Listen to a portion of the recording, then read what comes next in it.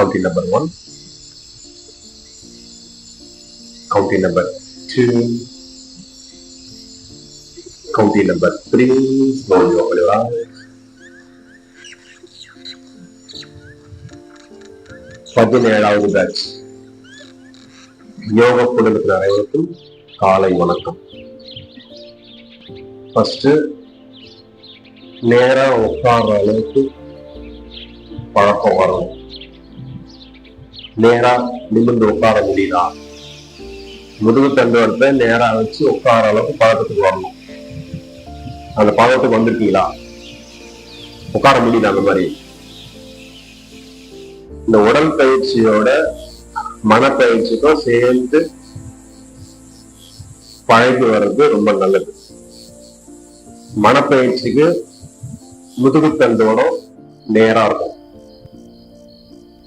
ஏன் சொல்றோம்னா, முதுகுத்தண்டோடம் எந்த அளவுக்கு நீங்க நேரா உட்கார்ந்து பயிற்சி எடுக்கிறீங்களோ அதை பொறுத்துதான் உங்க மூளைக்கு தேவையான பிராணவாயுவை கொண்டு போக முடியும். அதனால எந்த சமயத்துல முதுகுத்தண்டோடம் நேரா வச்சு உட்கார அளவுக்கு பழக்கத்துக்கு வரணும். இது ரொம்ப முக்கியமா கவனிக்க வேண்டிய ஒரு விஷயம்.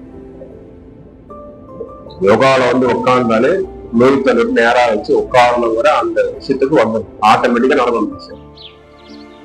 அப்படிதான் அப்படி உட்கார்ந்தாதான் அந்த மூளைக்கான பிராண சக்தி உங்களுக்கு கிடைக்கும். முதுகுத்தண்டோடம் எந்த அளவுக்கு நேரா இருக்குதோ அதை வச்சுதான் இந்த பிராணவாயு இந்த மூளைக்கு கிடைக்கிறதுக்கான விஷயம் நடக்கும். இல்லைன்னா நடக்காது.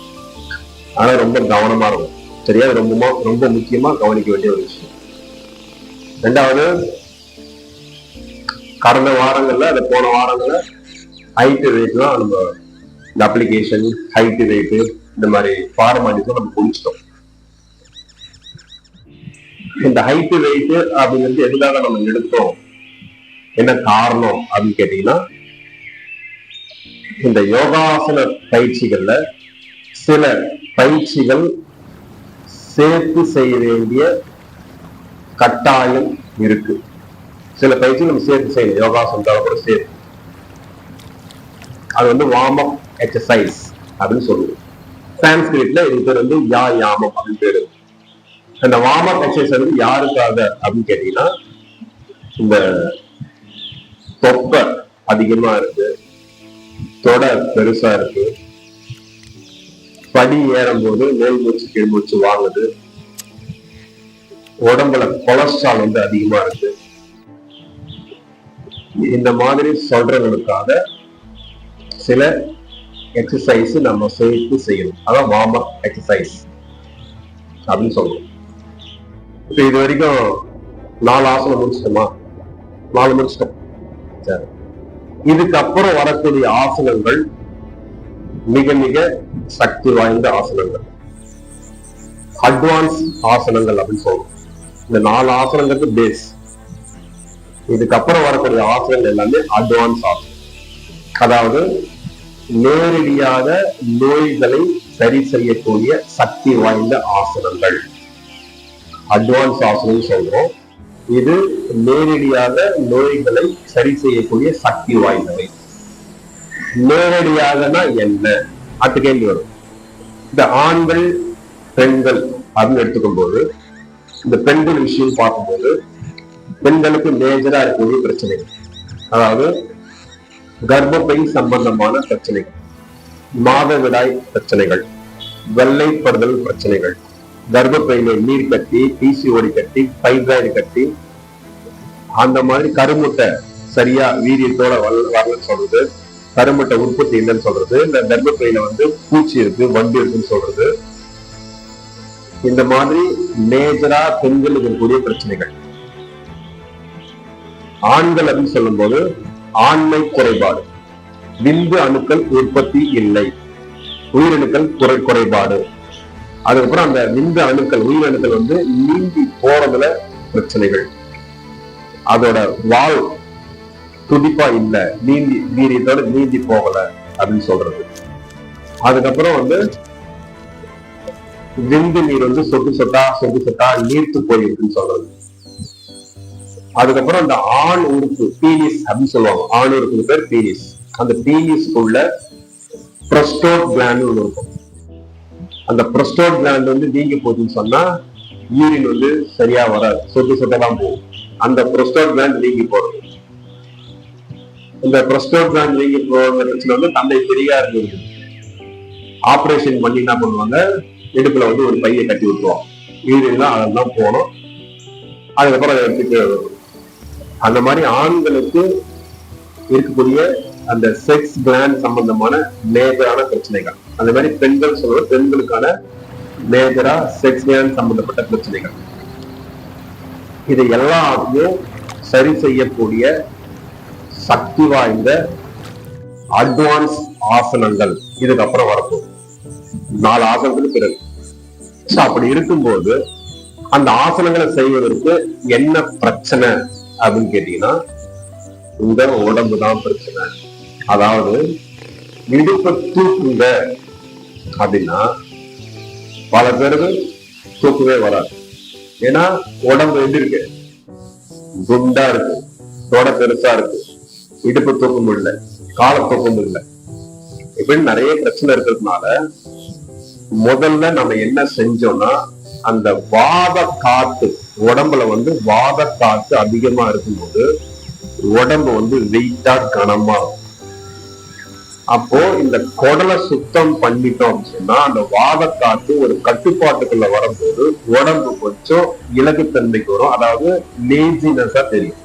நாங்க என்ன பண்ணிருக்கோன்றது கரெக்டா புரிஞ்சுட்டே வரும். யோகால ஒவ்வொரு ஸ்டெப்பும் நம்ம செய்யறோம்னா எதை நோக்கி நம்ம டிராவல் பண்றோம், என்ன நடக்குது, எதுக்காக இதெல்லாம் செய்யறாங்கன்றது கரெக்டா பாயிண்டா புரிஞ்சுட்டே வரும். சரியா?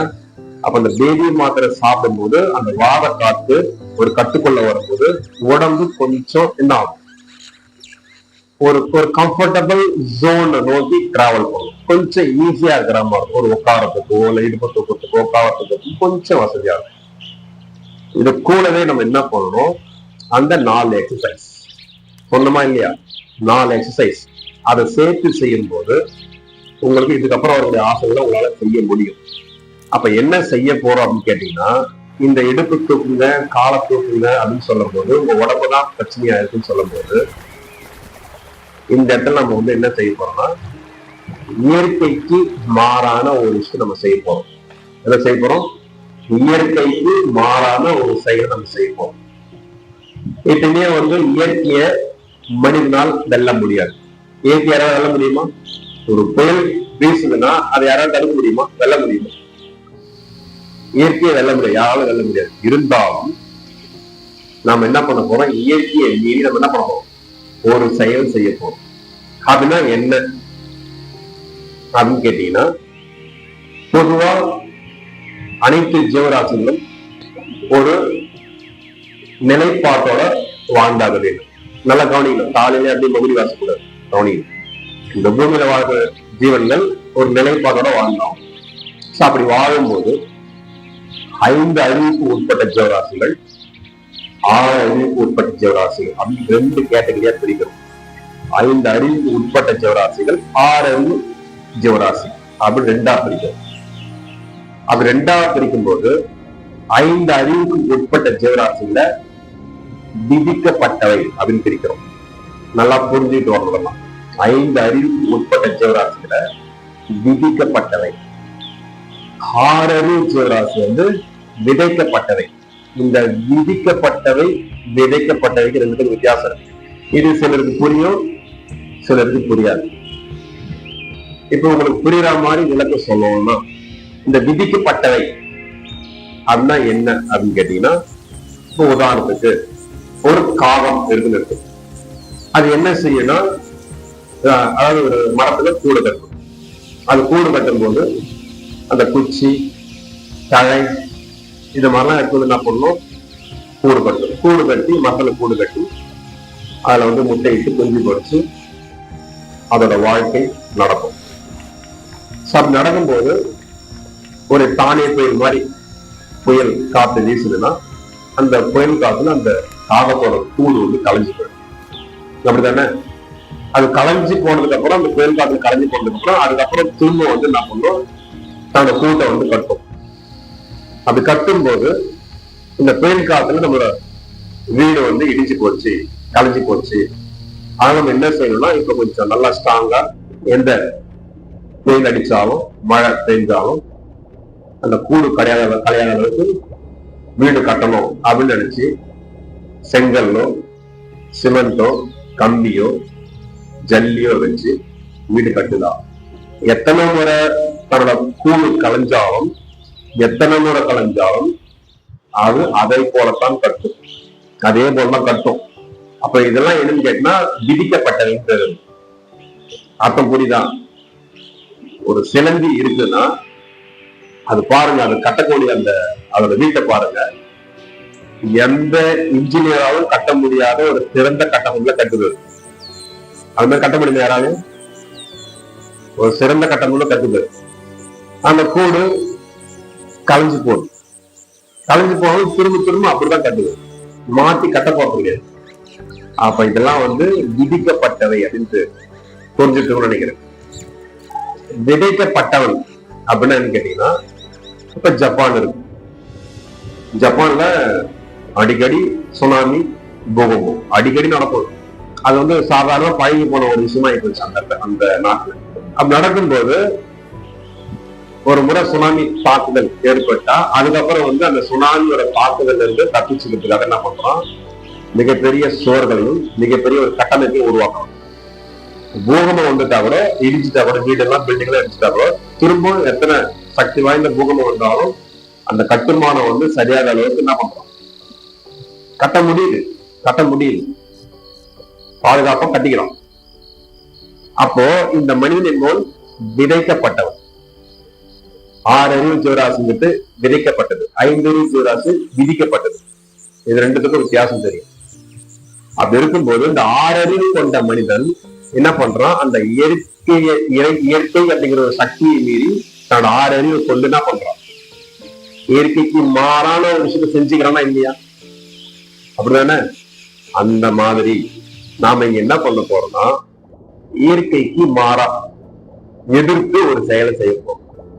எதுக்காக இயற்கையை மீறி எதிர்த்து எதுக்காக இந்த செயலை செய்யணும் அப்படின்னு நீங்க கேள்வி கேட்டீங்கன்னா, இந்த மனிதனோட தலை அப்படின்னு பார்க்கும்போது எப்பவுமே நாம ஆகாயத்தை பார்த்த மாதிரி ஆகாயத்தோட தொடர்பு வரும். அது மேலதான் தலை. கால் பாதங்கள் எப்போதும் பூமியில் தான் இருக்கும். அப்படித்தானே இருக்கு. இது நேச்சுரலா நார்மலா இருக்கிற விஷயம். இது இப்ப நம்ம என்ன பண்ண போறோம்னா இன்வெர்ட் போஸ் பண்ண போறோம். தலைவிழா தூக்கி என்ன பண்ண போறோம், ரிவர்ஸ்ல செய்யும் போது பலன்கள் அப்படின்னு எடுத்தீங்கன்னா அபரிமிதமான பலன்கள். தலை பூமிக்கும் கால் பாதங்கள் ஆகாயத்தை நோக்கி போகும்போது பலன்களை நீங்க என்ன செய்ய முடியும், அபரிமிதமான பலன்களை நீங்க அறுவடை செய்ய முடியும். அப்போ அந்த மேஜரா ஆண்களுக்குரிய விஷயம் பெண்களுக்குரிய விஷயம் சொன்ன பார்த்தீங்களா, இது எல்லா பிரச்சனைகளும் அடியோடு மாறுவதை கண்கூடாக நீங்கள் அனுபவத்தில் பார்க்க முடியும். ஃபார் எக்ஸாம்பிள் கவனிங்க, இப்ப இந்த இருதயம் துடிக்குது, ஒரு நிமிடத்துக்கு 72 முறை துடிக்குது. லப்டப்னு துடிக்குது, அப்படிதானே துடிக்குது. ஆனா பல பேருக்கு லவ் துடிக்குது, அது வேற விஷயம். அப்படிதானே ரைஸ் பசங்களும் அப்படின்னு துடிக்கும். சரி இருக்கட்டும், லப்டப் அப்படின்னு துடிக்குது. இதோட அந்த பம்பிங் சிஸ்டம், அதாவது இந்த பிளட் சர்க்குலேஷன் அப்படிங்கிறது இந்த உடம்பு முழுக்க டிராவல் பண்ணுது. மூளைக்கு மிக முக்கியமா அந்த பிளட்டோட விஷயம், பிளட் சர்க்குலேஷன் போய் ஆகும். மூளைக்கு கண்டிப்பா பிளட் போய் ஆகும். அப்படி போகணுன்றதாக இந்த ஹார்ட் என்ன பண்ணுது, பம்ப் பண்ணி புஷ் பண்ணி மேல தள்ளுது. இந்த பம்ப் பண்ணி புஷ் பண்ணி தள்ளுறதுதான் நான் சொல்றோம் சிஸ்டாலிக் டைஸ்டாலிக். சுருங்குதல் சிஸ்டாலிக், விரிதல் டைஸ்டாலிக். சுருங்குதல் 120, விரிதல் 80. அப்போ கடினமா பம்ப் பண்ணி இந்த ரத்தத்தை என்ன பண்ணுது, ஹார்ட் மூளைக்கு தள்ளுது. இது எவ்வளவு கடினமான செயலா இருக்கு, அப்படிதானே? இப்ப நான் அப்படியே இன்வெர்ட் போஸ் பண்ணிட்டேன் அப்படின்னு வச்சுக்கோங்க. தலை கீழே வந்துச்சு, கால் பாதம் மேல போயிடுச்சு. இப்ப இந்த இருதயத்துக்கு கடினமான வேலை செயல்பாடு இருக்குமா, கஷ்டப்பட்டு பம்ப் பண்ணி மேல தள்ளணுமா? அப்படி ஒரு விஷயமே இல்லை, ஈஸியா தான் இருக்கும். அப்ப என்ன ஆகும்னா தலை கீழே வரும், கால் பாதங்கள் மேல போகும்போது இன்வெர்ட் போஸ்ட் பண்ணும்போது அந்த ரத்த ஓட்டம் வந்து சீக்கிரமா அந்த மூளை கிடைக்கும் போது பலன்களை வந்து நம்ம வந்து மிகப்பெரிய அளவுக்கு நம்ம அறுவடை செய்ய முடியும். இதுல கவனிங்க, இது ஒரு பக்கம். பலன்களை அளவுக்கு அதிகமான பலன்களை நம்ம அறுவடை செய்ய முடியுங்கிறது ஒரு பக்கம். இன்னொரு விஷயம் என்ன நடக்கும்னா, எப்பவுமே இந்த மருத்துவர்கள் வந்து என்ன சொல்லுவாங்கன்னா, 2 விஷயம் சுத்தமாச்சு. ஒண்ணு வாய், இன்னொன்னு ஆசன வாய். வாய் நம்ம சாப்பிடுறோம், வாயில உணவு துகள்லாம் இருக்கும். அப்புறம் வந்து அது இன்ஃபெக்ஷன் ஆகும், கிருமிகள் வரும், ஜெம்சர் வைரஸ் வரும், இன்ஃபெக்ஷன் ஆகும். அப்போ என்ன பண்ணுங்க, வாயை நீங்க சுத்தமா வச்சுக்கணும்னு சொல்லுவாங்க. இன்னொன்னு மலம் கழிச்சதுக்கு அப்புறம் அந்த மலை வாயை என்ன பண்ணுங்க, சுத்தமா வச்சுன்னு சொல்லுவாங்க. கை சுத்தமா வச்சு சொல்லுவாங்க. ஏன்னா கை வாஷ் பண்றதுக்கு போது அந்த கிருமிகள்லாம் அது சொல்லுவோம். கையை வாய் இதெல்லாம் வந்து சுத்தமா வச்சுன்னு சொல்லுவாங்க. இப்ப விஷயம் என்னன்னா, இப்ப நம்ம தலைகீழா போடும்போது இந்த அபானம்னு ஒரு காத்து நம்ம சொல்லியிருக்கோம். அடுத்த விஷயம் சொல்றேன். இப்ப அபான காத்துன்ற விஷயத்தை பத்தி அந்த பவன முக்தாசனங்கிற ஆசனத்தை சொல்லி ரொம்ப பெரிய நீண்ட நெறிய விளக்கம் கொடுத்தேன் இல்லையா? அப்போ தலைகீழா போடும்போது அபான காத்து மேல் நோக்கி போவது திசை திருப்பப்பட்டு ஆனஸ் நோக்கி டிராவல் பண்ணும். அப்ப அந்த ஆனஸ் ஆசன வாய்ங்கிறது வந்து ஒரு மலை கழிவு வெளியேற்றக்கூடிய ஒரு உறுப்பு. அப்ப டாக்டர் சொல்லும் போது வாய், ஆசன வாய் ரெண்டு சுத்தமா இருக்குன்னு சொல்றோம். நாம என்ன சொல்றோம் யோகாலன்னு கேட்டீங்கன்னா, நான் சொல்றது வந்து வாயில இருந்து ஆசன வாய் வரைக்கும் உள்ளே சுத்தமாவைன்னு சொல்றது நம்ம கோட்பாடு.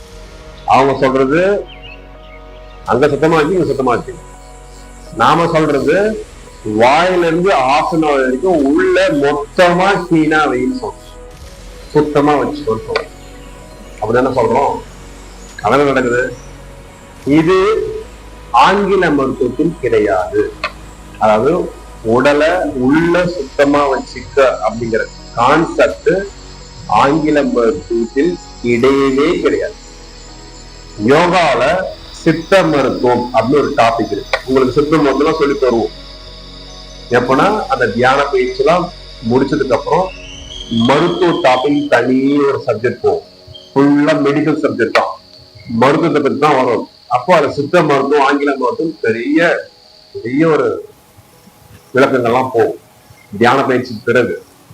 அதுல சித்த மருத்துவம் ஒரு டாபிக். அந்த சித்த மருத்துவம் என்ன சொல்லுதுன்னா, வாழ்வியல் கோட்பாடுல வாழ்வியல் முறையை சொல்லுது. அந்த சித்த மருத்துவம் சொல்லக்கூடிய மிக முக்கியமான ஒரு தியரி என்ன அப்படின்னு கேட்டீங்கன்னா, கோட்பாடுன்னு கேட்டீங்கன்னா, உடலை கழுவும் குடலை கழுவு. உடலை கழுவும் குடலை கழுவு. குடலை கழுவி உடலை வள. குடலை கழுவி உடலை வள. உடலை வளர்த்து உயிரை வள. புரியுதா சொல்றது? இது சித்த மருத்துவத்தோட ஒரு கோட்பாடு. அப்ப என்ன அப்படின்னா, ஆங்கில மருத்துவத்துல உடம்புக்கு உள்ள சுத்தம் பண்ற கான்செப்ட் அறவே கிடையாது.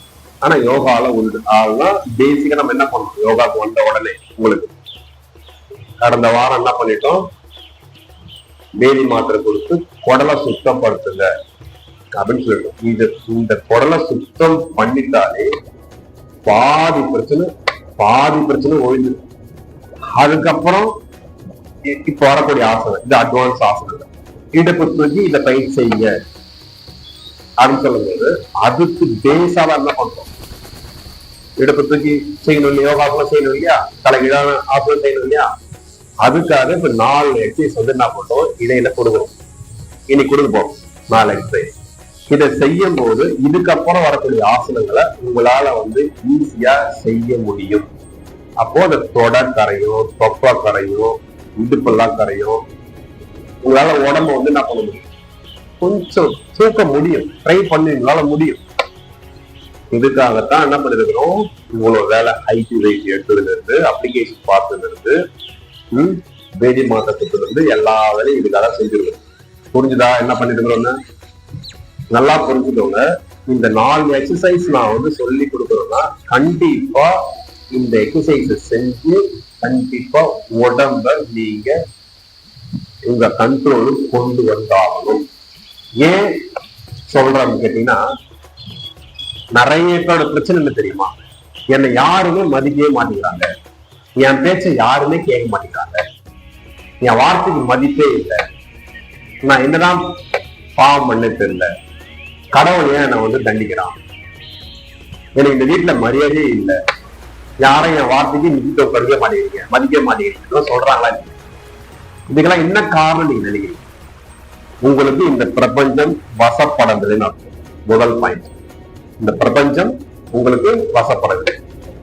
பிரபஞ்சம் ஏன் உங்களுக்கு வசப்படவில்லை அப்படின்னு உட்காந்து யோசனை பண்ணீங்கன்னா, உங்கள் மனம் உங்கள் வசப்படவில்லை அப்படின்னு ஆழமா புரிஞ்சுக்கணும் விஷயம்லாம். ரொம்ப டீப்பான விஷயம் சொல்லணும். என் வார்த்தைக்கு முக்கியத்துவம் இல்லை, என் பேச்சுக்கு மரியாதை இல்லை, என் பேச்சு யாருமே கேட்க மாட்டேங்கிறீங்க, அதெல்லாம் வந்து புலம்புறீங்கன்னா உங்களுக்கு இந்த பிரபஞ்சம் வசப்படவில்லை. Point number 1. இந்த பிரபஞ்சம் ஏன் உங்களுக்கு வசப்படவில்லை என்றால், உங்கள் மனம் உங்கள் வசப்படவில்லை அப்படின்னு. சரி, உங்கள் மனம் ஏன் உங்கள் வசப்படவில்லை என்றால், உங்கள் உடல் உங்கள் வசத்தில் இல்லை. அதுதான் பாயிண்ட். புரியுதா என்ன சொல்றேன்னு? உங்க உடம்பு உங்க வசப்பட்டாதான் உங்க மனம் உங்க வசப்படும். உங்கள் மனம் உங்கள் வசப்பட்டால்தான் இந்த பிரபஞ்சம் உங்களுக்கு வசப்படும். இந்த பிரபஞ்சம் வசப்பட்டால்தான் உங்க பேச்சுக்கு மதிப்பும் மரியாதை இருக்கும்.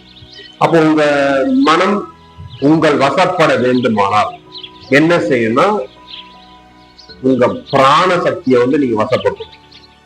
அந்த பிராண சக்தியை வசப்படுத்துவது எப்படின்னு கேட்டீங்கன்னா, தொடர்ந்து யோகாசன பயிற்சிகளை செய்வது அப்படின்னு அர்த்தம். யோகாசன பயிற்சிகள் தொடர்ந்து செய்யும் ஒருவருக்கு அவனுடைய பிராணம் வசப்படும். அவனுடைய பிராணம் அவன் வசப்படும் போது அவன் மனம் அவன் வசப்படும். அவன் மனம் அவன் வசப்பட்டால் இந்த பிரபஞ்சம் அவன் வசப்படும். இந்த பிரபஞ்சம் அவன் வசப்படும் போது அவன் வார்த்தைகள் ஒரு ஆயுதமாக வேலை செய்யும். ஆற்றல் வாய்ந்த வார்த்தைகளாக இருக்கும், சக்தி வாய்ந்தவையாக இருக்கும். அப்போ உங்க பிராணம் உங்களுக்கு வசப்படணும்னா நீங்க என்ன செய்யணும்னா, உங்க உடம்பு வசப்படும். உங்க உடம்பு வசப்பட்டு என்ன பண்ணும்? யோகாசன பயிற்சிகளை செய்யாமல் உங்கள் பிராணனை நீங்கள் வசப்படுத்த முடியாது. அப்ப நீங்க என்ன செய்யணும்? சொல்லி கொடுக்குற யோகாசன பயிற்சிகளை தொடர்ந்து நீங்கள் செய்தாக வேண்டும். நீங்க மாதிரிலாம் வந்து டயலாக் எல்லாம் விடக்கூடாது. சினிமா டயலாக் விட்டுன்னு, நான் ஒரு பொண்ணா போன்றேன், என் பேச்சு யாருமே கேட்க மாட்டேங்கிறேன், எனக்கு மதிப்பே இல்லை, இதெல்லாம் வந்து சினிமா டைலாக். இதெல்லாம் சினிமா பார்த்து வந்து கேட்டு போறது. சரியா? அப்படிலாம் கிடையாது. உங்களை நீங்க சமூகத்துல வந்து ஒரு உயர்ந்த மனிதனா, ஒரு ஆற்றல் வாய்ந்தவனா, ஒரு தனித்துவமான மனிதனா நீங்க உங்களை வந்து நிலை நிறுத்திக்கணும்னு கேட்டீங்கன்னா, இது வந்து ஒரு போராட்டமான ஒரு வாழ்க்கை பயணம். எல்லாருமே ஒரு போராட்டம், எல்லாருமே ஒரு சர்வைவல் தான். அப்ப அதுல வந்து நீங்க வந்து ஒரு தனித்துவத்தோட இயங்கணும், ஒரு பேர் ஆற்றலோட நீங்க இயங்கணும். பல பேருக்கு வந்து ஒரு முன் உதாரணமா இருக்கணும், ஒரு வழிகாட்டியா இருக்கணும், ஒரு ஆற்றலாளனா இருக்கணும் அப்படின்னு கேட்டீங்கன்னா, முதல்ல நீங்க என்ன பண்ணணும்? உங்க உடம்புல இருக்கிற பிராணனை நீங்க வசப்படுத்தணும் ஃபர்ஸ்ட். அப்போ உங்க உடம்புல இருக்கிற பிராணனை நீங்க வசப்படுத்தினாதான் உங்க மன வசமா இருக்கும். உங்க மன வசமா இருந்தா பிரபஞ்ச வசமா இருக்கும், பிரபஞ்ச வசமா இருந்தா எல்லாமே வசப்படும். அதுக்கு பேஸா நீங்க வந்து யோகா தான் செய்யணும். இதை செய்யாம உங்க பிராணம் உங்க வசப்படாது. இவ்வளவு விளக்கமா அழகா தெளிவா நான் சொல்லிட்டேன். அதனால நான் யோகாவுக்கு வந்துக்கிறேன், யோகாவை கத்துக்கணும் எல்லாமே சரியாயிடும் நினைக்காதீங்க. கத்துக்கிறவங்களும் சரியாகாது, செய்யறவங்களுக்கு தான் சரியாகும். செய்யறவங்களுக்கு தான் இந்த பிரச்சனை சரியாகும். செய்யாதவங்களுக்கு அது ஒண்ணுமே இல்லை. நாலேஜ் தான், அது மண்டை தலக்கணம் தான் அதிகமா இருக்கும். தலக்கணம் அதிகமா இருக்கும், நாலேஜ் பயங்கரமா இருக்கும். உண்மையிலே இந்த நாலேஜ் நீங்க எங்க போனாலும் கேதர் பண்ண முடியாது. அதுல நான் வந்து சவால் வந்து சொல்லிடுறேன், இங்க கத்துக்கிற நாலேஜ் நீங்க எங்க போனாலும் கத்துக்க முடியாது. பட் பிராக்டிக்கலா அந்த பயிற்சிகள் நீங்க செய்யல அப்படின்னா அந்த நாலேஜ் தலக்கணமா தான் மாறும். சரியா? அப்ப பயிற்சிகள் மிக மிக முக்கியம். பயிற்சிகளை கோட்டை விடாதீங்க. ஏன்னா இந்த உடம்பு வசமா இருந்தாதான், நல்ல பலத்தோட வசப்பட்டு இருந்தாதான் இதுக்கப்புறம் வரக்கூடிய பயிற்சிகளா இருக்கு இல்லையா? நம்ம யோகா பயிற்சிக்கு ஒரு கோட்பாடு இருக்கு. பதஞ்சலியோட அஷ்டாங்க யோகம் சொல்லும்போது அதுக்கு ஒரு கோட்பாடு இருக்கு. என்ன கோட்பாடு இருக்கு? 8 படிகள், 8 நிலைகள். நியமம், நியமம், யோகாசனம், பிராணாயாமம், பிரத்யாகாரம், தாரணை, தியானம், சமாதி அப்படின்னு 8 படிகள் இருக்கு. இதுல தியானம்ங்கிறது வந்து இறைவனை உணரக்கூடிய ஒரு விஷயம். இந்த இடத்துல நீங்க கண்டிப்பா நீங்க அந்த இறைவன் அப்படியே கண்ணுல பாப்பீங்க. மெடிடேஷன், மந்திர ஜப தியானம். நிறைய பேருக்கு வந்து சந்தேகம்லாம் இருக்கும், கடவுள் இருக்கிறாரா இல்லையா, சில நம்பிக்கை இருக்கும், நம்பிக்கை இல்லாமலாம் இருக்கும். கடவுள் நம்பிக்கை இல்லைன்ற கேட்குங்க, எனக்கு கடவுள் நம்பிக்கைலாம் இல்லை, ஓப்பனா இருங்க, ஒன்னும் தப்பு எல்லாம் சொல்லுவாங்க. நானே முதல்ல கடவுள் நம்பிக்கை இல்லாம ஓப்பனா இருந்தீங்கன்னா எல்லா விஷயம் உங்களுக்கு புரிய வச்சுக்கலாம். கடவுள் நம்பிக்கை எனக்கு இல்லைன்றவங்க யாராவது கேட்கலாம், நடத்துக்கலாம், ஒன்றும் தப்பு கிடையாது. கடவுள் நம்பிக்கை இல்லை, சரி, தப்பு இல்லை. உங்களோட மோசமா இருந்ததுன்னு பார்த்தது நீங்க எப்படி நினைச்சு தெரியல, ஆனா உங்களோட ரொம்ப மோசமா இருந்தா தியான பயிற்சியில கண்டிப்பா அந்த இறை பேர் ஆற்றலை என்ன பண்ண முடியும்? கண்ணு முன்னாடி வந்து நிறுத்த முடியும். மலைமலையா கண்ணுல தாரத்தாரியா தண்ணி ஊற்றும். நீங்க அந்த வைப்ரேஷனை ஃபீல் பண்ணிட்டீங்கன்னா, அந்த பரம்பொருளை நீங்க வந்து உணர்ந்துட்டீங்கன்னா மொத்தம் விட்டுரும், உங்களுக்கு படப்படன்னு விட்டுரும், வாய்க்கே புரிஞ்சிடும். அந்த மாதிரி கொண்டு வந்து வச்சிரும். அந்த மெடிடேஷன்லாம் இருக்குது, மந்திர ஜப தியானம். இந்த மாதிரி விஷயங்கள்லாம் நீங்க செய்யணும்னா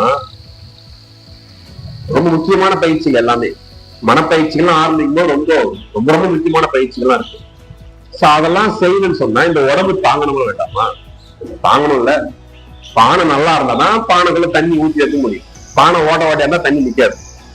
அந்த மாதிரி இதுக்கப்புறம் வரக்கூடிய அந்த பயிற்சிகள்லாம் வந்து ரொம்ப ரொம்ப முக்கியமானதுன்னு சொல்லும்போது அதை நீங்க வந்து புரிஞ்சுக்கணும், அதை உணரணும். அந்த பயிற்சிகளோட பலன்களை நீங்க அறுவடை செய்யணும்னா அதுக்கு இந்த உடம்பு அந்த பயிற்சிகளை வந்து எடுத்துக்கிற அளவுக்கு தாங்குற அளவுக்கு இருக்கணும்.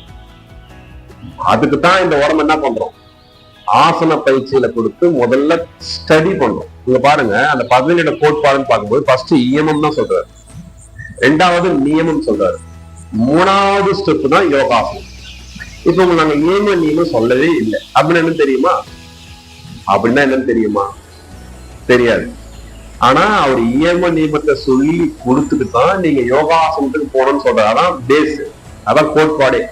ஆனா இங்க என்ன பண்ணிட்டு இருக்கோம், நம்ம நியமம் நியமனா என்னன்னே உங்களுக்கு தெரியாது. எடுத்த உடனே யோகாசனத்துக்கு போயிட்டோம். ஏன்? நீங்க அதுக்குதான் இங்க வந்துருக்கீங்க. எடுத்த உடனே நியம நியமம் சொல்லி கொடுத்தா ஒருத்தோட இருக்க மாட்டீங்க, உள்ள ஒருத்தரோட இருக்க மாட்டீங்க. அப்ப 3வதா இருக்கக்கூடிய ஸ்டெப்பை கொண்டு வந்து ஃபர்ஸ்ட்ல கொண்டு வந்து கொடுத்தோம். ஏன்னா இந்த உடம்ப வந்து நீங்க வசப்படுத்தணும். இதை பண்ணாம நீங்க எதையுமே செய்ய கூடாது. அதுதான் இந்த 3வது ஸ்டெப் கொண்டு வந்து முதல்ல வச்சுக்கோம். இதுல யாராவது கோட்டை விட்டுட்டீங்கன்னு சொன்னா மொத்தமா போச்சு. ஆனா பயிற்சிகளை கோட்டை விடாதீர்கள். உங்களுக்கு வந்து ஒரு வாய்ப்பு கிடைச்சிருக்குன்னா இது வந்து ட்ரைனிங் பீரியட்னு பேரு. என்ன பீரியடு? உங்களுக்கு வந்து ட்ரைனிங் பீரியட். இந்த ட்ரைனிங் பீரியட்ல நீங்க ட்ரைனிங் எடுத்தாகணும். ட்ரைனிங் எடுக்கும் போதே நீங்க வந்து பம்மாத்து வேலை நிறைய பண்றீங்க, மாயாஜால நிறைய பண்றீங்கன்னா நீங்க பாஸ் ஆக முடியாது, ஃபெயில் ஆயிடுங்க. அப்படிதானே? போலீஸ் வேலைக்கு ட்ரைனிங் போறீங்க, போலீஸ் வேலை கிடைக்கல. ஒரு ட்ரைனிங் இருக்கணும் வேண்டாமா? ட்ரைனிங் எடுக்க மாட்டேன், போலீஸ் வேலை கிடைக்குமா? அது கிடைக்காது தானே?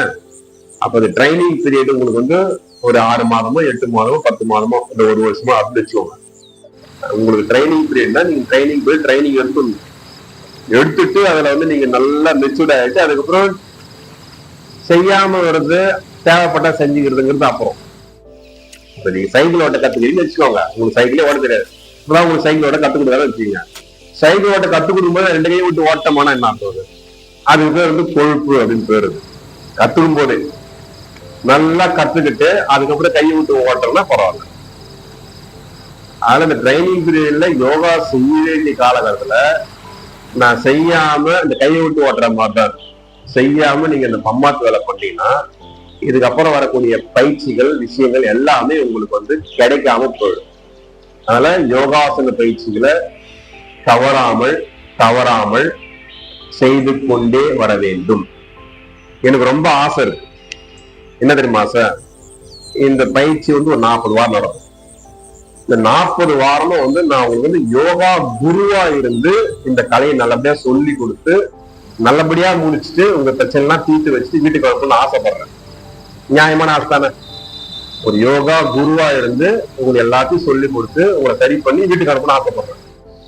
ஆனா நீங்க யாராவது என்னை வந்து கும்பு மாசா மாத்தி போகணும்னு ஆசைப்பட்டீங்கன்னா அதுக்கும் நான் தயார், அதுக்கும் நான் ரெடி. ஆனா அந்த மாதிரி மாத்திரை எல்லாம் பண்ணாதீங்க, சரியா? உங்களுக்கு ரிப்போர்ட் கார்டு எல்லாம் கொண்டு வந்துட்டோம். இதெல்லாம் தெரியுதா? ஒரு வருஷத்துக்கான ரிப்போர்ட் கார்டு. பல பேர் சிரிக்கிறாங்க, இப்பதான் தெரியுது என்ன வேலை பண்றாங்கன்னு. பம்மாத்து வேலை பண்ணிக்கிறீங்கன்னு தெரியுது, சிரிக்கிறவங்களா பம்மாத்து வேலை பண்ணின்னு தெரியுது, பச்சையா தெரியுது. இந்த கார்டு ஒரு வருஷத்துக்கான ரிப்போர்ட் கார்டு. என்ன மாசம் இது? மே மாசமா? மே 25ஆ? மே 25 நீங்க ஜனவரில இருந்து டிக் பண்ணக்கூடாது. மே 25 நீங்க இருக்குது சைட்ல கட்டம். இந்த பக்கம் மந்த் போட்டிருக்கோம், மேல வந்து டேட் போட்டிருக்கோம். 7 நாளைக்கு அப்புறம் ஒரு பெரிய பார், பெரிய கட்டம் இருக்கும். அது வந்து நான் சைன் பண்ண வேண்டியது. இல்லைன்னா நான் இல்ல, லாஸ்டா தான் நான் சைன் பண்ணுவோம். மந்த் லாஸ்டா சைன் பண்ணுவோம். வாரம் என்ன பண்ணுவோம், உங்க வீட்டுல இப்ப கணவர் வந்துக்கிறாருன்னா மனைவி சைன் பண்ணிப்பாங்க, மனைவி வந்துக்கிறாருன்னா கணவன் சைன் பண்ணிப்பாங்க. யோகாசனம் செய்யறாருங்கிறத வந்து உங்க வீட்டுல இருக்கிறவங்க அடுத்தவங்க என்ன பண்ணுவோம், டிக் பண்ணிப்பாங்க. நீங்களே மாசம் திட்ட போறான்னு சொல்லிட்டு அவருக்கு நாம எங்க ஒய்ஃப் சைன் பண்றது எங்க அப்பா சொல்றது அவருக்கு தெரிய போகுது, நம்மளே அடி. எங்க அப்பா இந்த ப்ரோக்ரஸ் கார்டு என்ன பண்ணுவாங்க, பசங்க எல்லாம் மார்க் கம்மியா எடுத்தாங்கன்னா இப்பெல்லாம் கார்டு கொடுக்குறாங்களா, ப்ரோக்ரஸ் கார்டு கொடுக்குறாங்க. அந்த கிரேட் தான் ஏபி எப்படின்னு பிரிச்சிடறாங்க. நாங்க படிக்கும் போது அந்த ப்ரோக்ரஸ் கார்டு கொடுக்குறோம், பேங்க் போட்டு கொடுக்குறோம். அதுல மார்க் கம்மியா எடுத்துட்டா 30 கீழே எடுத்துட்டா வந்து பெல்ட் எடுத்து வாட்டுவாரு. அப்ப அந்த அடி வாங்குறதுக்கு பயம் என்ன பண்ணுவோம், வீட்டுல காட்டாம நம்மளே சைன் பண்ணுவோம். சூப்பரா பண்ணுவோம். அப்பா சைன் பண்றதை விட ரொம்ப அழகா சூப்பரா சைன் பண்ணி கொடுக்கும். அந்த மாதிரிலாம் வந்து இங்க பண்ணக்கூடாது, சரியா? மதனகோபால் யோகா பண்றாருன்னா அவங்க ஒய்ஃப் தான் இங்க டிக் பண்ணணும். வாரம் என்ன பண்ணணும், அந்த 7வது கட்டத்துல 8வது கட்டம் இருக்கும், 7 கட்டம் டிக் பண்றது. 8வது கட்டத்துல சைன் பண்ணணும். மந்த் எண்ட்ல நான் சைன் பண்ணுவேன். ஒவ்வொரு வாரமும் இந்த இடத்துல ரிப்போர்ட் கார்டு வாங்கணும். மொத்தமா எடுத்து அடுக்கிறது கிடையாது. லேடிஸ் தனியா வச்சிடணும், ஜென்ஸ் தனியா வச்சிடணும். ஒவ்வொரு வாரமும் வச்சிடணும். நான் ஒவ்வொரு வாரமும் பார்ப்பேன். அங்க வச்சுட்டாங்கன்னா அந்த கார்டை எடுத்து இங்க வைக்கிறீங்க. நான் யார் ரெகுலரா பண்றாங்க, உண்மையாவே யோகா செய்யறாங்களா, இல்ல வந்து உட்காந்துட்டு ஓட்டி அடிச்சுட்டு போறாங்களா, இதெல்லாம் தெரிஞ்சிடும். இது எல்லாமே உங்களை வந்து ஒரு ஒழுக்கத்துக்கு ஒரு பயிற்சிக்குள்ள கொண்டு வந்ததாக மெனக்கட்டி செஞ்ச வேலை. இதுலயும் நான் வந்து என் ஏழைய நான் காட்டுவேன், நான் எப்படியாப்பட்ட ஆளுன்னு தெரியுமா உங்களுக்கு அப்படின்னு நீங்க காட்டினா அதுக்கு மேல எல்லாம் ஒண்ணும் பண்ண முடியாது. சொல்றது புரியுது இல்லையா? இதெல்லாம் செய்ய வைக்கணும் தான் இவ்வளவு வேலை. இந்த கார்டை ரெடி பண்றதுக்கு நான் எவ்வளவு மெனக்கெட்டேங்கிறது, ஏன்னா இந்த காலமா பிரிச்சு அந்த டேட்டை போட்டு மந்த் போட்டு கரெக்டா பிரிச்சு எடுக்கிறதுக்கு சுயமா உட்காந்து யோசிச்சு மண்டை காஞ்சி உட்காந்து பிளானை போட்டு எழுதி ஒரு 20-30 பேப்பர் அப்டேட் பண்ணி லாஸ்டா எடுத்து ஒர்க் பண்ணி ரெடி பண்ணுது. அப்ப எவ்வளவு வேலை நடந்தது பாருங்க, சரியா? இவ்வளவு மெனக்கட்டு செஞ்சு கொடுக்கும் போது நீ இவ்வளவு வேலை பண்ணா நான் யாரு தெரியுமா உனக்கு, நான் இதுக்கு மேலே சில வேலைலாம் பண்ணுவேன்னு வந்து நீங்க பண்றீங்கன்னா நான் ஒண்ணும் பண்ண முடியாது. அது உங்க இஷ்டம், சரியா? அப்ப பலன்கள் எனக்கு கிடைக்கலன்னா என்ன வந்து எதுவும் கேட்கக்கூடாது. அதுல எனக்கு சம்பந்தம் கிடையாது. சொல்லி கொடுப்பேன், மோட்டிவேஷன் பண்ண என்ன பண்ணுமோ சாம தேவை தானம் தந்த எல்லாத்தையும் எடுத்து ஊற்றுவேன், அடிப்பேன், ஏதாவது பண்ணிப்பேன், சரியா? ஆமா, அடிக்கிறதுக்கு லட்சி எல்லாம் வச்சுக்கோ தெரியுமா? யோகா செய்யாதவங்க 10 பெரம்படி. இதுல ஒரு அடி வாங்கினாலே வந்து கை இப்படி ஆயிடும், ரசீது கை இப்படி வச்சு அது மாதிரி ஆயிடும். இந்த பயமா இருக்கு லட்சுமி, ஒரு அடி இதுல வாங்கினாலே கை இப்படி ஆயிடும். 10 அடி வாங்கணும் யோகாசனம் செய்யலாம். இவ்வளவு வேலை இருக்கு. அதனால வந்து இதுக்கெல்லாம் வந்து வாய்ப்பு கொடுத்துறாதீங்க, சரியா? தொடர்ந்து பயிற்சி செய்யுங்க. இந்த ரிப்போர்ட் கார்டு உங்களுக்கு வந்து கொடுப்பாங்க, வாங்கிக்கோங்க. ஒரு 5 கார்டு கம்மியா இருக்கு, ஆர்டர் கொடுத்துட்டோம், ரெடி ஆயிட்டு இருக்கு. அடுத்த வாரம் வந்துடும் நினைக்கிறேன். இருந்த கார்டு காலி ஆயிடுச்சு. இப்போ புதுசா வந்து இப்ப ரெடி பண்ண சொல்லிட்டோம். ரெடி ஆயிட்டுனே நான் வாங்கல, போக முடியல, நல்ல பிஸியான போக முடியல. ஒரு 5 பேருக்கு கொடுக்க முடியல. அந்த 5 பேர் நெக்ஸ்ட் வீக் வாங்கிக்கணும், சரியா? கொஞ்சம் பொறுமையா வந்து அடுத்த வாரம் வாங்கிக்கணும். இதுல பாருங்க, இந்த வலது பக்கம், அது வலது பக்கத்துல மந்த் போட்டே இருக்கும். ஜனவரி, பிப்ரவரி, மார்ச், ஏப்ரல், மே அப்படி போட்டிருக்கோம். மேல வந்து டேட் போட்டிருக்கோம், 30 நாள். அதுல ஒரு டேட்டுக்கும் ஒரு கட்டம் இருக்கும். இதுல 1ஆம் தேதி வச்சுக்கோங்க, இது கீழே ஒரு கட்டம் இருக்கும். இதுல நீங்க 2 வேலை செய்யக்கூடிய உத்தமமான ஒரு யோகமானவனா இருந்தா 2 வேலை செய்யணும், உத்தமமான பரிசுத்தமான யோகா மாணவன். உண்மையாக டெடிகேஷனா ஒரு பலனை அறுவடை செய்யணும்ன்ற நோக்கத்தோட உண்மையா அவர் உழைக்கிறார்னு அர்த்தம். ஒரு வேலை செய்யறாருன்னா சரி ரைட் உழைக்கிறார், வேற டைம் இல்ல, ஒரு 2 வேலை செய்ய முடியல, டைம் இல்ல, உழைக்கிறார், இது எடுத்துக்கலாம். செய்யவே மாட்டேங்கிறாரு அப்படின்னா இதெல்லாம் வேஸ்ட் டிக்கெட் அர்த்தம். பணம் கட்டிட்டு என்ன பண்ணுது, ஸ்கூல்ல உட்காந்து ஓபிஎஸ்ட் போகும் தெரியுமா, படிக்கிறதுல அந்த மாதிரி ஓபிஎஸ்ட் போற டிக்கெட், அதை நம்ம ஒண்ணும் பண்ண முடியாது. சரியா? 2 வேலை நீங்க செய்றீங்கன்னா இப்ப சண்டே மண்டே இருக்காது, 1 2 3 இருக்கும். ஏன்னா அது மாறும் இல்லையா டேட் நம்பரு. சண்டே மண்டே இருக்காது. இப்ப 1ஆம் தேதி வச்சுக்கோங்க. இப்ப ஜூன் மாசம் 1ஆம் தேதி 2 வேலை காலை மாலை 2 வேலை நீங்க செய்றீங்கன்னா ஒரு கோட் அடிக்கணும். கோட் அடிச்சுட்டு காலையில செஞ்சேன், மாலையில செஞ்சேன், 2 வேலை செஞ்சது. ஒரு வேலை தான் நீங்க செஞ்சீங்கன்னா 2ஆம் தேதி ஒரு வேலை தான் செஞ்சீங்க, ஒரு வேலை தான் செஞ்சீங்க. 6 நாள் கழிச்சு 7ஆவது நாள் இங்க ஒரு கட்டம் இருக்கும். இதுல உங்க வீட்டுக்காரோ ஆத்துக்காரோ இல்ல ஆத்துக்காரியோ என்ன பண்ணிடணும், ஒரு சைன் பண்ணிட்டோம்.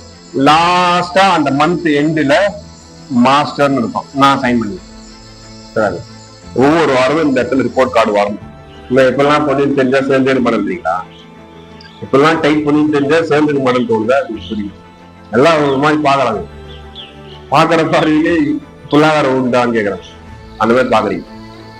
சரியா? டெய்லி செய்யணும். செய்யாம நீங்க அதாவது எந்த ஒரு பயிற்சியுமே செய்யாம எல்லா போலும் அடையலாம் நீங்க நினைக்கிறீங்கன்னா அது கற்பனை. அதுக்கு பேர் மாயை அப்படின்னு பேரு. மாயை. மாயைக்குள்ள இருந்துக்குன்னு எல்லாத்தையும் அடையலாம் நினைக்காதீங்க. காணல் நீர் மாதிரி இருக்கு.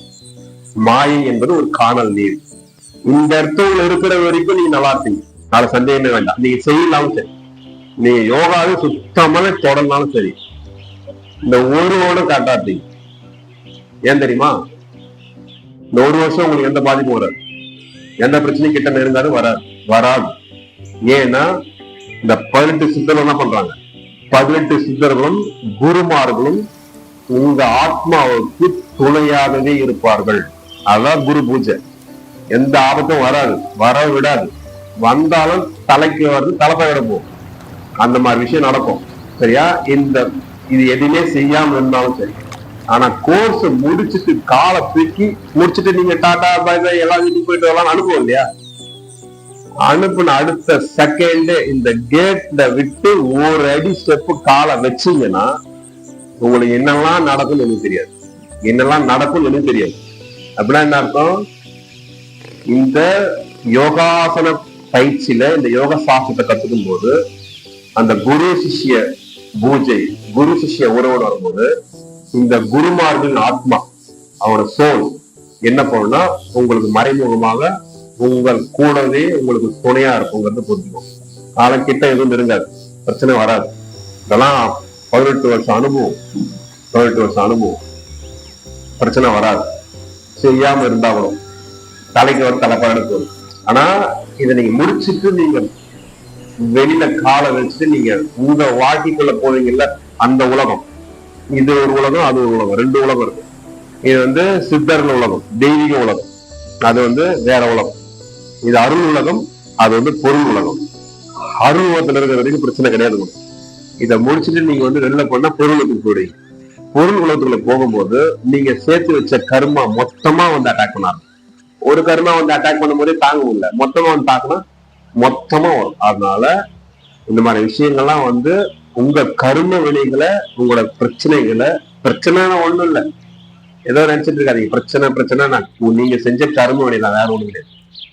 அதை எல்லாத்தையும் நீங்க அறுவடை பண்ணிக்கிற வழியை பார்க்கணும். இந்த பயிற்சி காலத்துக்குள்ளேயே அறுவடை பண்ணி மொத்தமா நோய்க்கு வந்துக்கிறியா, மன வளர்ச்சி வந்துக்கிறியா, மிஸ்அண்டர்ஸ்டாண்டிங் வந்துக்கிறியா, இல்ல கணவன் பிரச்சனை, எந்த பிரச்சனையும் வந்திருந்தாலும் இங்கேயே சரி பண்ணின்னு போற வழியை பாரு.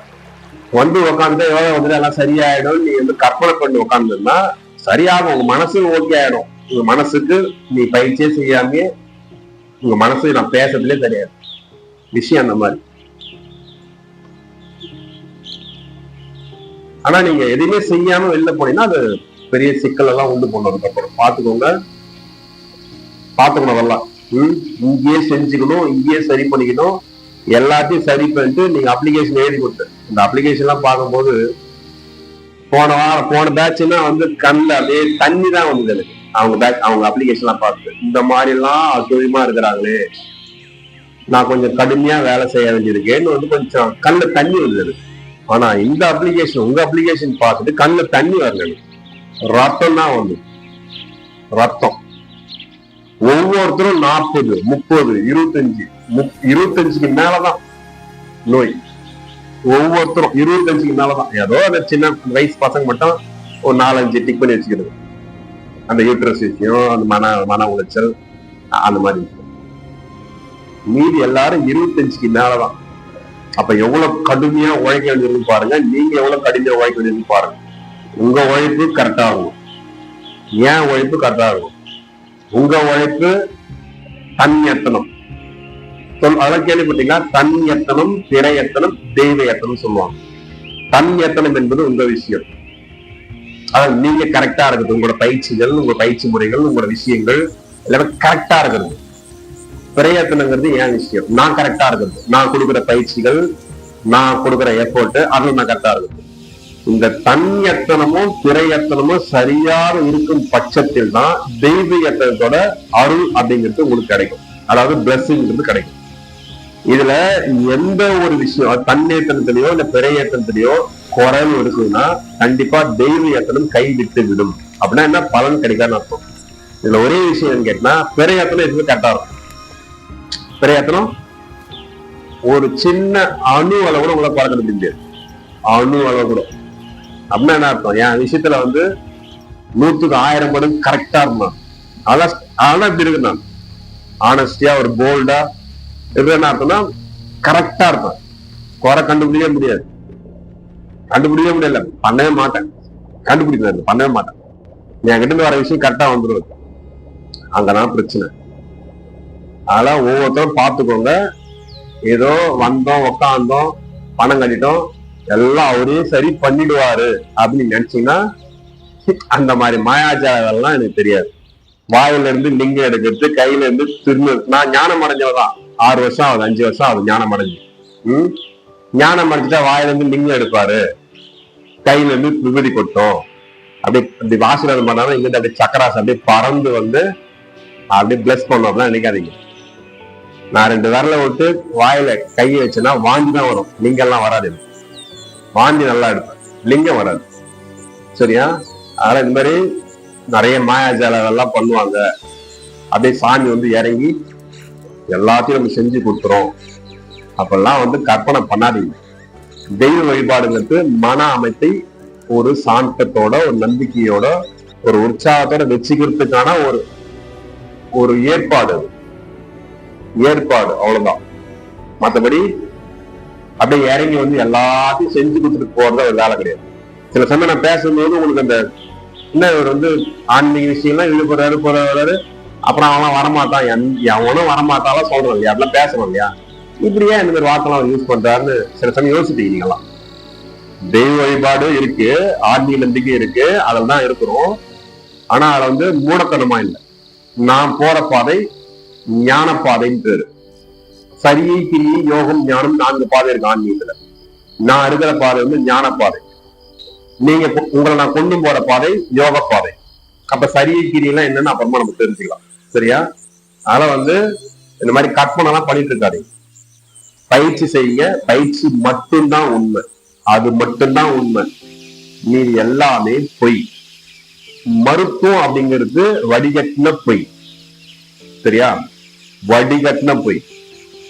எந்த நோயும் சரி பண்ண முடியாது. சாதாரண ஒரு புண்ணு வந்தாலும் ஆத்த தெரியாது. சர்க்கரை வியாதி வந்து புண்ணு வந்துச்சு, ஆத்த முடியுது அவங்களால? அந்த புண்ணு ஆடுதா அவங்களுக்கு? ஆறாது, தெரியாது அவங்களுக்கு. மருத்துவர்களுக்கு நோயை சரி செய்ய தெரியாது, அந்த நாலேஜ் கிடையாது, துளியும் இல்லை, 0. நோய்க்கு மருந்து கொடுக்கறதுல கில்லாடி, அதெல்லாம் கில்லாடி. அது நோய்களை அவன் சரி பண்ண தெரியாது. நோய்களை சரி பண்ணா ஒரே இயற்கை நோக்கி பயணிக்கணும். நம்ம இயற்கை நோக்கி பயணிக்கும் போதுதான் பலன்களை வந்து 100 மடங்கு எடுக்க முடியும். அதனால பயிற்சி செய்யாம எனக்கு எல்லாமே அரவிந்த் பார்க்கவே மாட்டேங்கிறீங்க, கண்ணை முனிக்க உட்காந்துக்கிற, கலையை சாஞ்சுக்கிற, அப்படி என்ன வரும் இங்க உட்கார நீ அப்படின்னு வரும். 4-5 வாரமா பாக்குறேன், எதுவுமே கண்டுக்காம அப்படியே எதுக்கு சம்மந்தம் இல்லாம உட்காந்துக்கிறீங்க. சொல்றதெல்லாம் கேட்டுன்னு வரியா? சொல்றதான் கேக்குறியாப்பா? நான் என்ன சொன்ன கேட்டு தெரியுமா நான் என்ன பேசணும்னு?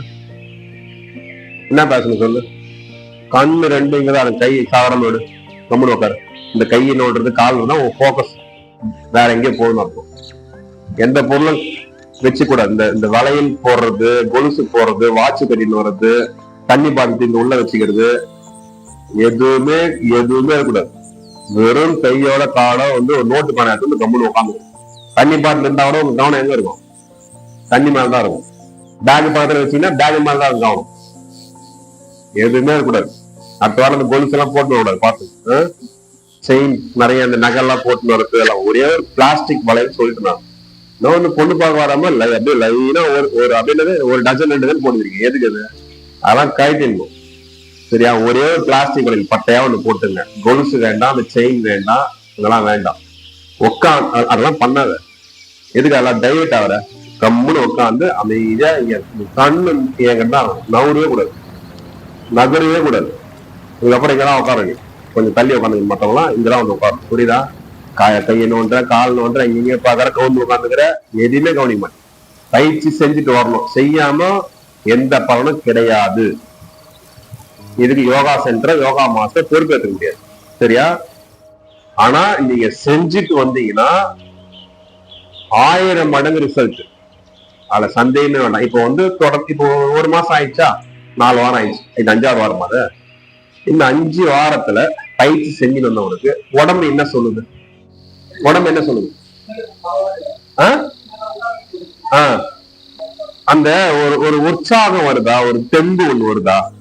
ஃப்ரீயாவது உட்காரவே முடியாது. இப்ப உட்கார முடியல. இன்னும் நிறைய விஷயம் இருக்கு. பரவாயில்ல. இப்போ அந்த மைண்ட் கொஞ்சம் ரிலாக்ஸ் ஆனது தெரியும். ஏதோ கொஞ்சம் உற்சாகம் வந்திருக்கு தெரியும். கொஞ்சம் வேலைகளை கொஞ்சம் மடமடம் செஞ்சு வச்சு ஃப்ரீயா இருக்கிற மாதிரி ஒரு ஃபீல் வரும். கொஞ்சம் எனர்ஜி இருக்கிற மாதிரி ஃபீல் ஆகும். இது செஞ்சுட்டு வரவங்களுக்கு தான் தெரியும். செய்யாத இருக்கிறவங்களுக்கு என்னவோ சொல்றாங்க, அப்படிலாம் ஒண்ணு இல்லையே என்றால் ஏமாத்தானே அப்படிதான் நினைப்பாங்க. அதனால செஞ்சுட்டு வர்றவங்களுக்கு மட்டும்தான் நான் சொல்றதெல்லாம் புரியல. செய்யாதவங்களுக்கு யோகாங்களுக்கு ஃபெயிலியர். ஒரு விஷயம் புரிஞ்சுக்கணும், யோகாவால முடியாத விஷயமே கிடையாதுன்னு நான் சொல்லிட்டேன். இந்த யோகா அப்படி ஒரு விஷயத்த உருவாக்கி வச்சிருக்கோம். பெரிய கட்டமைப்பு, மிகப்பெரிய கட்டமைப்பு, மிகப்பெரிய ஆராய்ச்சி. அந்த மாதிரி யோசிச்சு ஆராய்ச்சி பண்ணி சரியான ஒரு சிலபஸை தயார் பண்ணி வச்சிருக்கோம். அப்படி இருக்கும்போது இதை நீங்க அப்படி ஒரு தொட்டாலே பலன். அதனால செய்யாம வீணடிச்சிடாது. இந்த 1 வருட பயிற்சிங்கிறது உங்க வாழ்க்கையில் பொன்னான காலம், கோல்டன் பீரியட். இதை நீங்க மிஸ் பண்ணிட்டீங்கன்னா மாபெரும் இழப்பு, உங்க வாழ்க்கை அஸ்தமனம். பார்த்துக்கோ. பயிற்சி ரொம்ப முக்கியம். ரைட்.